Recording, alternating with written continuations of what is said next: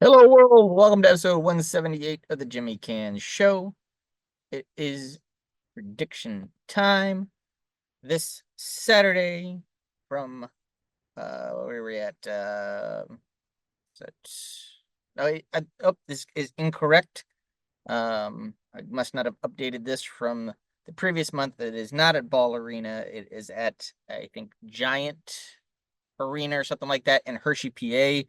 Ball Okay. Arena was the last NXT PLE, and I forgot to update that. So my bad. But yeah, we are in Hershey, PA for this one. It is Halloween Havoc. It is Spin the Wheel, Make the Deal.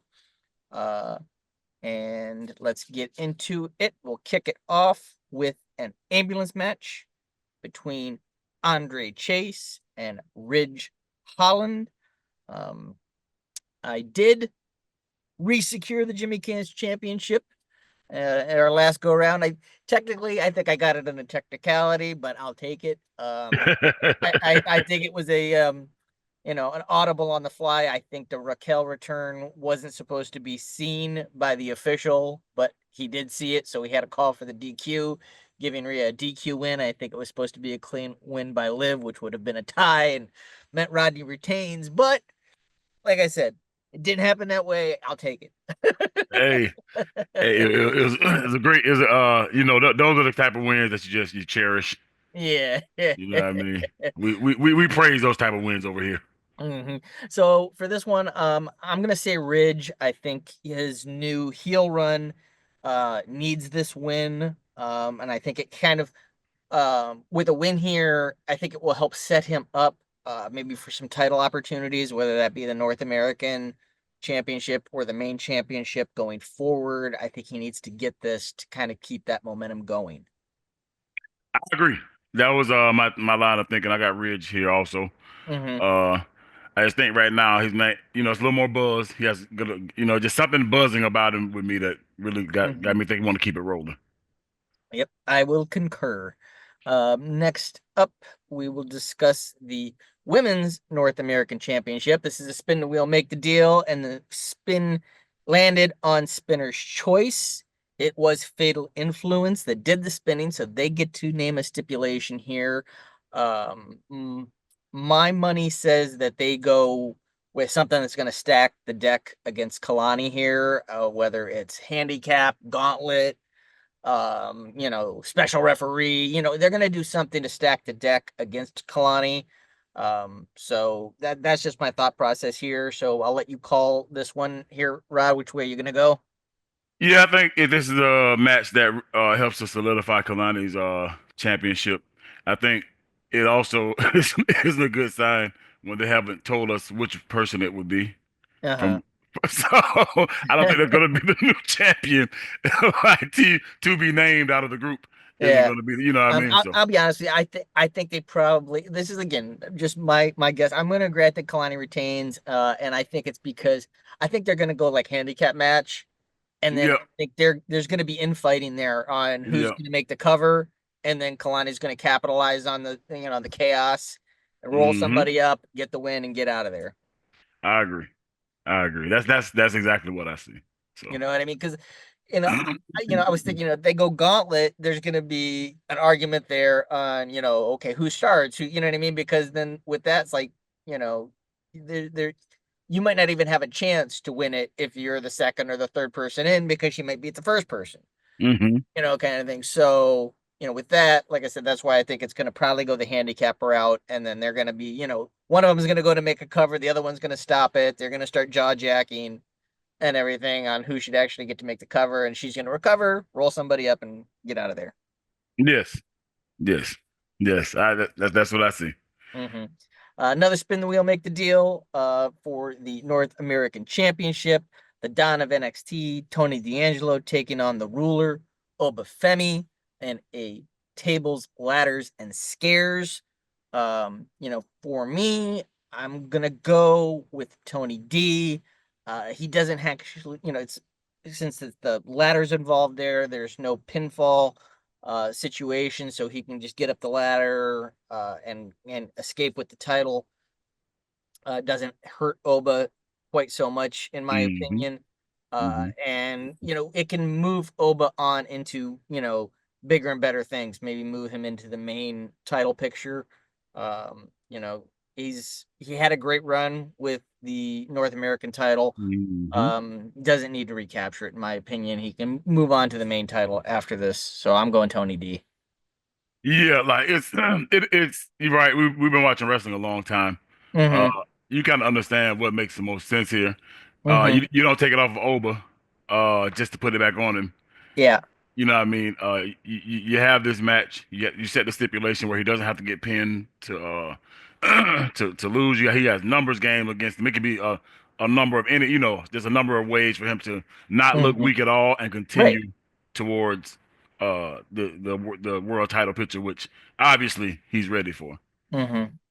And on the flip side of that too, last night's NXT, the go home NXT, he absolutely decimates everybody.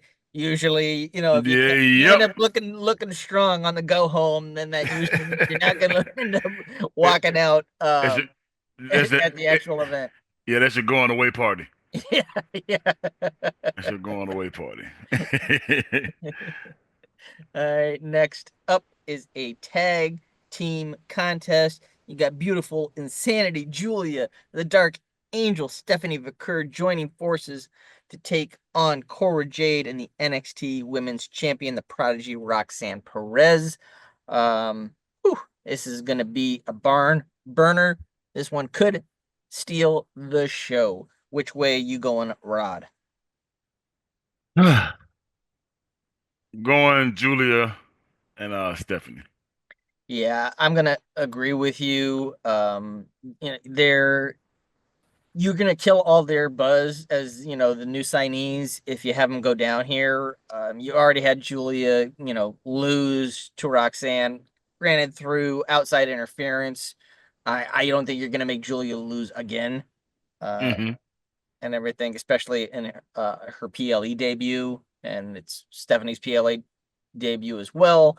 Like I said, they made a big deal about these signings. You don't make a big deal about these signings and then turn around and have them lose. Correct. Correct. So, It feels like it feels like the natural progression. speaking of female signings, what's your take on Zarya coming in, the former Delta out of Australia?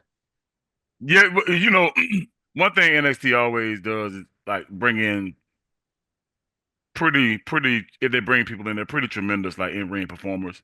You Uh-huh. know what I mean? So it's exciting to have another wrestler of that level Uh-huh. on And NXT it, to be interesting. it's yeah, NXT it's either, a big name person from, either the indie scene or another promotion that they bring in to NXT and they got to teach them the WWE way, so they bring them in for NXT, Hmm. or Hmm. it's that NIL, those next in line, Yes. college standouts that they're trying to. So it's one of two things. It's either that, completely green, let's build them from the ground up, or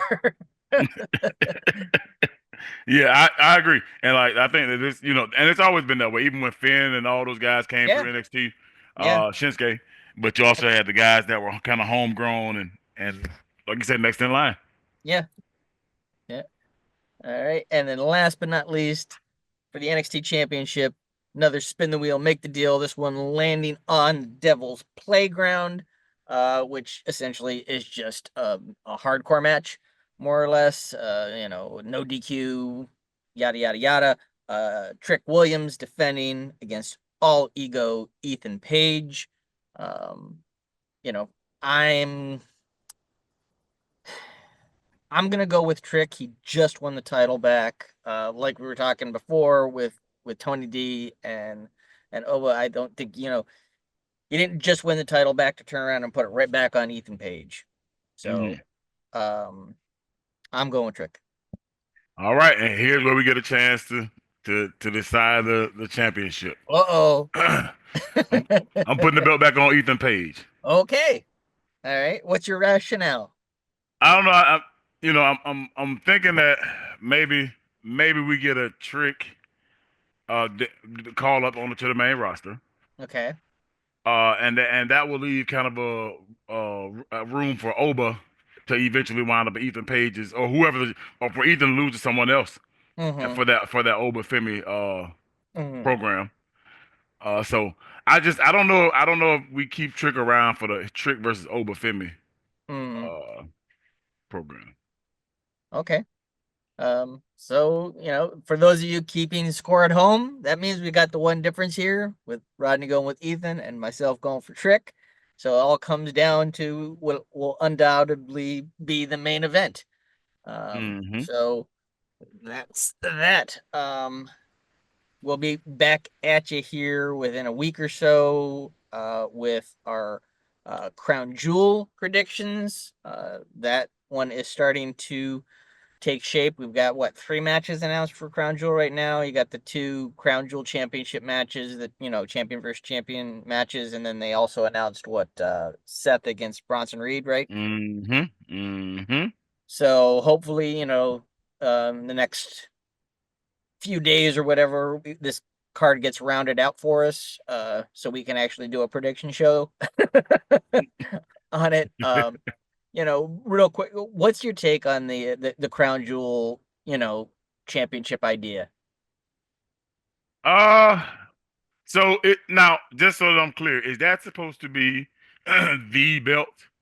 No, no, no. It's just, Okay, okay. think of it as, kind of a King of the Ring, King of the more or Ring. King less of the Ring. type of Yep. thing. Yep. It's a bragging rights thing. They'll win it at the thing, they'll hold it up at the thing, and then you won't see it again for another 365 days. See, that's the only problem.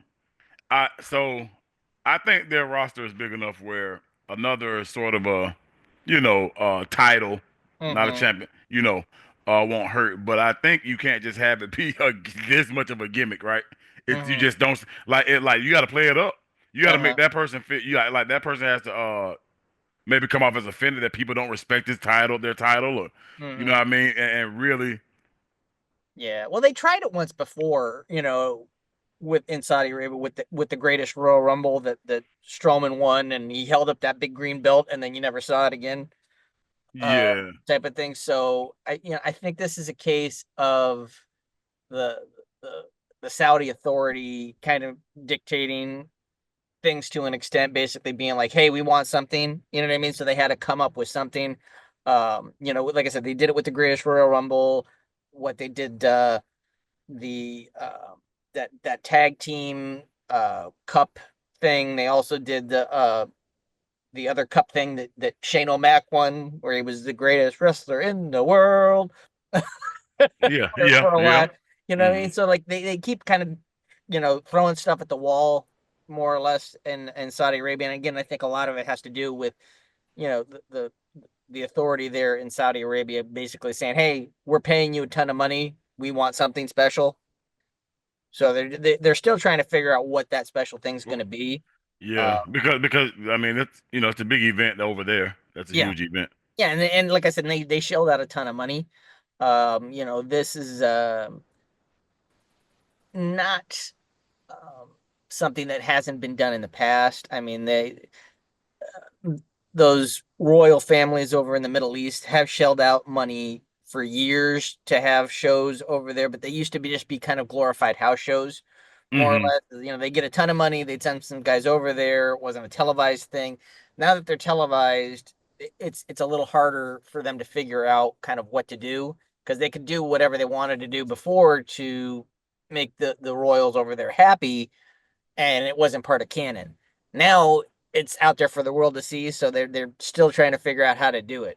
Because like I said, that greatest Royal Rumble, a lot of that was because they wanted a Royal Rumble, and because of everybody loves that concept, and then they wanted to see certain wrestlers in it, some of which have been dead for many years. So not not realizing, that some of those individuals had passed away, and then the WWE had to try and figure out a way to make them happy. That's how who was it? Orokesumi, the actual Hmm. sumo wrestler. I remember. They paid him to show up because they wanted Yoko in it. And it's like, I'm sorry, he's deceased. So, Yeah, they that's rumor was they also wanted the Ultimate Warrior. that Jesus. wasn't gonna happen either. Yeah. So, it's But like can we get Nick Botwinkle? yeah, yeah. I want to Bruno San Martino, please. Yeah, yes, Uh, yes. yeah, I Book want to him. see Bruno San Martino and Buddy Rogers. And book him. Yeah, but I want a rematch. I want a rematch. See, Buddy never got his rematch against Bruno. But it's the perfect time. Yeah. That So, story is finally finished cooking. It's the perfect time. so like I said, we got Crown Jewel, and then also in November we'll have Survivor Series. It's a busy time of year. I don't know if we're gonna get an NXT deadline this year or not. There hasn't been any announcement about it. Usually the December one. So we'll have to wait and see if that one comes to fruition, or if they wait and do that in January, or some other time frame. Because they've also got the return of Saturday night's main event coming up in December as well. So I don't know, with all the hype that they're going to have around the return of that event, I don't know if they're going to also want to try and promote an NXT thing at the same time. So time will tell. Time will tell. Time will tell. What do you overall? How you liking the program right now? The Triple H era, I'm liking it Yeah. for the most part. Things are making sense. I think, um, you know, the we had a 3 hour long Raw for so many years, and now it's back down to 2 hours with that, little, mini deal that they struck with USA to get them into the new year before the next Netflix move.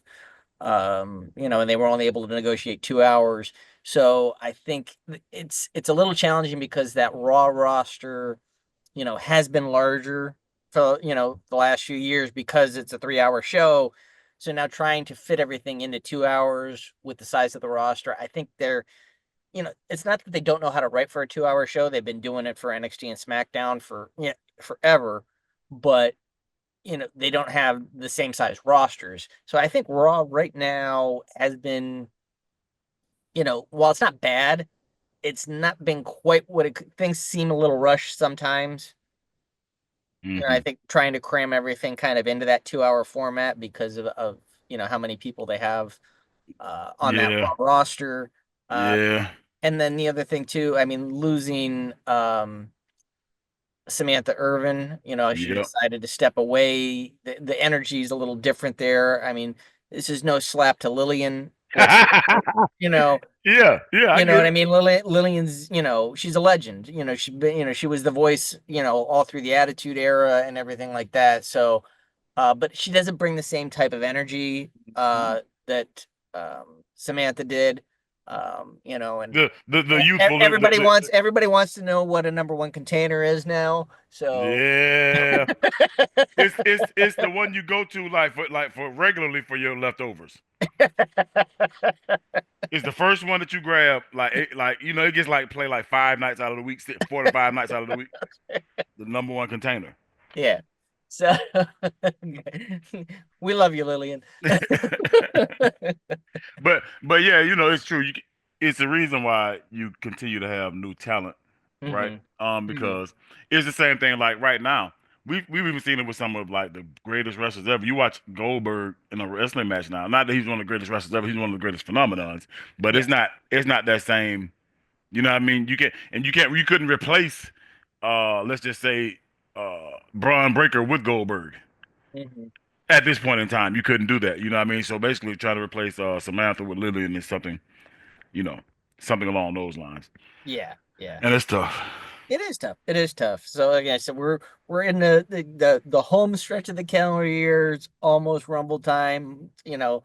Our favorite time of the year. Rumble's, everybody loves Mania. Don't get me wrong, but Rumble's always got that buzz. That's that element of the unknown that you don't get at any other show, which makes it so exciting. And it's right around the corner. So, anything else you'd like to plug real quick? Not plug, but something I would like to get your take on. I guess put it Okay. on put Yes, it on sir. record here. Yeah. So that that showdown with Braun Breaker and Jacob Fatu. Uh-huh. Ooh-wee. That that It's that's that coming. that's It's that's gonna coming. be a big ticket item. Huh? Yeah, it's coming. But it's what to see exactly how they work it all out, and everything with them being on two different shows right now. Yeah, yeah. I mean, that is that. Now, how big do you build that up as even like that, like a 2 year from now thing? I don't know. I mean, I think you need to wrap up all this current bloodline, Yep, scenario before you move any of them off, correct. into new pastures new.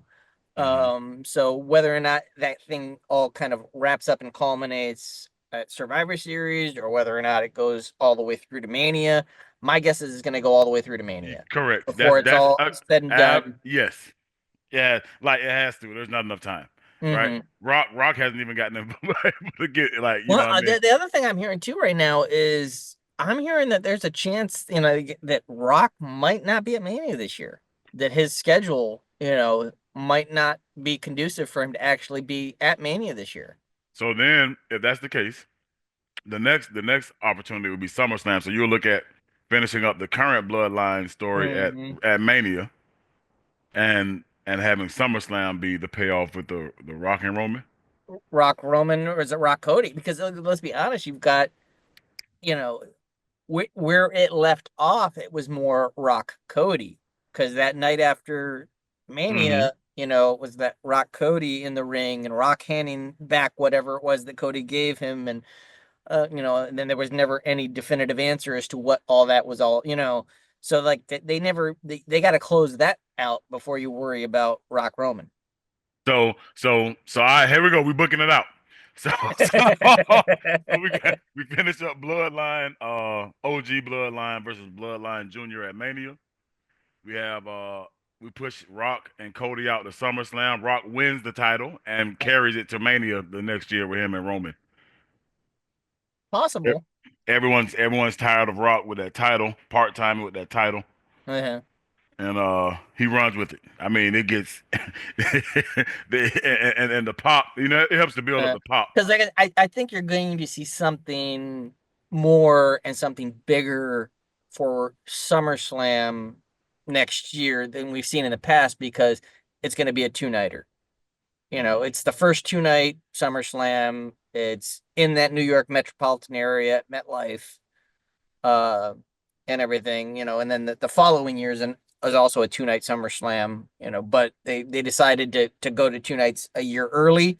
Like the whole Minnesota thing, they were hyping that up. It's the first time ever SummerSlam's going to be two nights, and then New York area said, "Hold my beer." Yeah, yeah, yeah. It's gonna be the regular format now, fellas. I So yeah, mean, so so like I said, so you got a two-night SummerSlam. So I think it's gonna be that, for lack of a better way to describe it, Mania Junior yeah. Okay. kind of thing. So, we're going to see a little bit more out of SummerSlam than we've seen in the past. It's making, arguably the second biggest show of the year. It should be. Hmm. It should be. And here's the question, does Rumble turn into a two-nighter at some point too? Because you've got two Rumble matches, so you can have each Rumble match kind of close the show each night, rather than, Mm. does that eventually happen? Do you think that happens? Well, uh, I think if trends continue as they are, I think it does. Hmm. I think if trends continue the way that because I mean that's the other thing, right? They have the roster's huge. Hmm. And so that's kind of, that's one of the main pillars of the Yep. Royal Rumble is that you get a huge roster full of guys, what I mean, exposure and into some storylines set up for the rest of the year. So Hmm. I think with that many people with two shows that big, I think as it's trending, Mania, SummerSlam, it only makes sense for it to be Rumble. I don't think we ever get there with Survivor Series, but No. I mean, the Survivor Series having war games, you could potentially have, feature a war games match each night, but I don't think it needs that, mm-mm. you know. Um, and then last thing before we get out of here, I'm just curious, did you watch the Mr. McMahon docuseries? Yes, yes, I have seen that. And your opinion? Oh, extremely entertaining. Uh-huh. Uh, Not a lot that I didn't know. You know what I mean? Because Yeah, I mean, to me, it didn't really seem like a Vince McMahon docuseries so much as kind of a history of WWE, more or less. Which obviously, they're kind of one and the same. You can't tell the story of one without the other, but it seemed more focused on just the way that the industry changed and shifted. And granted, he had a lot to do with that, but it was really more about WWE, in my opinion, up until like the very tail end of it when they kind of started to touch on some of the legality and that kind of stuff. Which obviously there's only so much they can do because it's still an active, open Mhm. case. So Mhm. you can only get so much information, talk about so much with it. But it yeah, it wasn't what I thought it was, and I agree with you. It didn't they didn't tell me a lot that I didn't already know. Yeah, yeah. It was just, but it was good to kind of have with it being on Netflix and not having to censor the language as much. It made it a little bit better. Hmm. But yeah, it's yeah, pretty much a Vince McMahon documentary. Pretty much. Yeah, like it says, pretty much a WWE doc. You know what I Yeah, mean? Like, yeah. okay, this is what this is how the company started, and then this is what happened once he took over, and then the company went here, and the company, and it was more about the company. Hmm. Hmm. Oh, and then we had the whole Ted Turner, in WCW, and it. Um, I think the one glaring thing that didn't get touched on in anything that I saw was when they touched on the Benoit situation. Okay. And Vince brought up, the fact that he doesn't believe in CTE Um, and all that. I think I mean, and this is something everybody knows, Vince and his uh anger at sneezes. yeah, yeah, You know what I yeah. mean? Hmm. Because you can't. Vince does not believe in you can't control things. That's why he hates sneezing. So the fact that he is a CTE denier, it's like, well, what do you mean you can't control your own thought process? You know what I mean? It's like, Yeah, you know what I mean? So, yeah. that's to me, it's like, there's scientific, evidence out there that shows what happens to your brain in those situations. And like I said, he was not in a normal state of mind.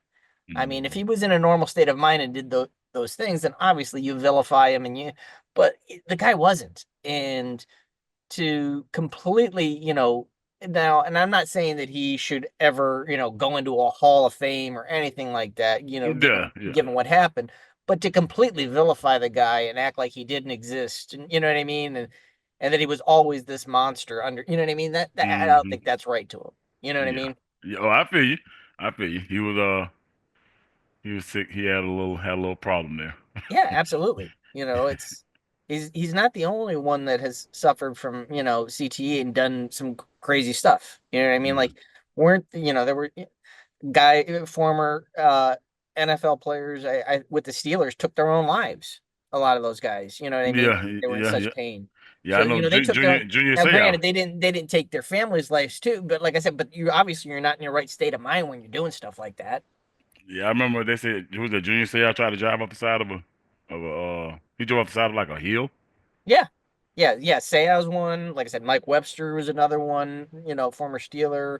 I mean, there's just been a lot of cases and situations where these guys are just not in the right state of mind, Hmm. and they did the tests on Benoit's brain, and it was like they said it was his brain was in the same condition as that of a 80-year-old dementia patient.